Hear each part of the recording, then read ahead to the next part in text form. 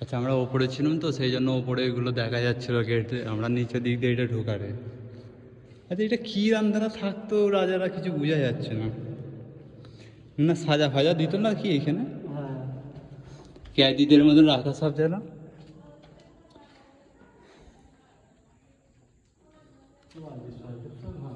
এই খেলটা দেখো কী রান্ধারা হয়ে আছে, ভেতরে কি আছে দেখাচ্ছি তোমাদের।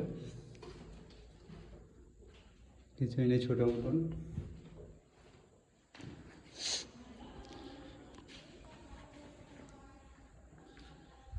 তো যারা যারা ভিডিওটা দেখছো প্লিজ লাইক শেয়ার সাবস্ক্রাইব করে নাও, সাথে থেকেও সাপোর্ট করো।